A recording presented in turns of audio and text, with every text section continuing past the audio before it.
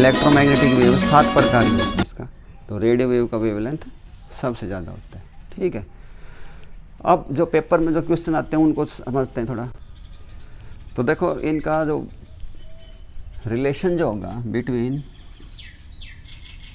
Relation between lambda, wavelength को lambda से लिखते हैं, एंड फ्रीक्वेंसी को एफ से लिखते हैं, एफ से भी लिखते हैं, न्यू से भी लिख देते हैं। तो इनके बीच में क्या संबंध होता है?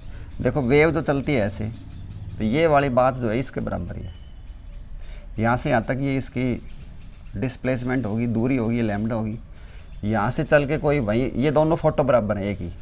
अगर इसको मैं यहाँ से कैंची से काट कर यूँ मोड़ दूँ तो यही तस्वीर बनेगी, और यहाँ से चल के यही वापस आ जाऊँ तो इसको हम बोलते हैं टाइम पीरियड।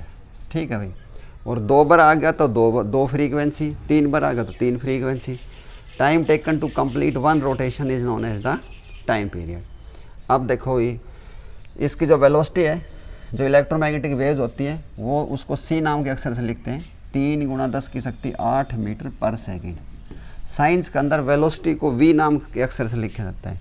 कार, बस, कोई भी चीज़ हो, सभी के वेलोसिटी को वी से लिखेंगे, लेकिन लाइट एक यूनिक चीज़ है, इसलिए इसको हम सी नाम के अक्षर से डिनोट करते हैं। मैथ के अंदर सी से कांस्टेंट भी लगा देते हैं, सी का मतलब कांस्टेंट होते हैं, लेकिन फिजिक्स केमिस्ट्री के अंदर सी का मतलब क्या होगा?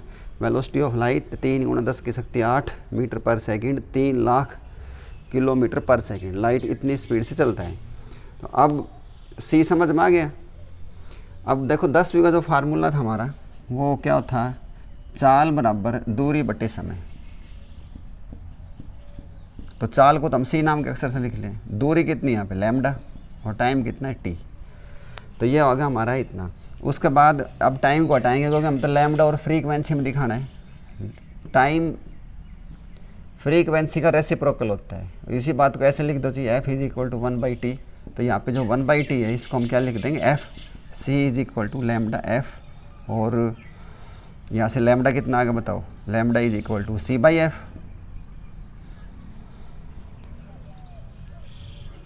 ठीक है, इस रिलेशन को हम यूज़ करते हैं। अब देखो लैम्डा और फ्रीक्वेंसी एक दूसरे के रेसिप्रोकल है कि नहीं, इसको हम इन्वर्सली प्रोपोर्शनल बोलते हैं। ये कांस्टेंट को जब हम हटा देंगे तो ये आ जाएगा लैम्डा इन्वर्सली 1/f। इसका मतलब इन्वर्सली एक चीज़ बढ़ेगी तो दूसरी कम होगी, ये ज़्यादा होगी तो इसको कम होना पड़ेगा। ठीक है, जैसे हम सोशल डिस्टेंसिंग ज़्यादा रखेंगे तो कोरोना के केस कम फैलेंगे। समझ में आ गई? ये एक दूसरे के रेसिप्रोकल हैं।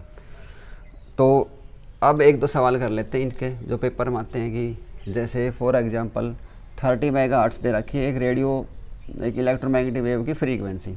तो पूछते हैं इसका लैम्डा निकाल के दिखाओ।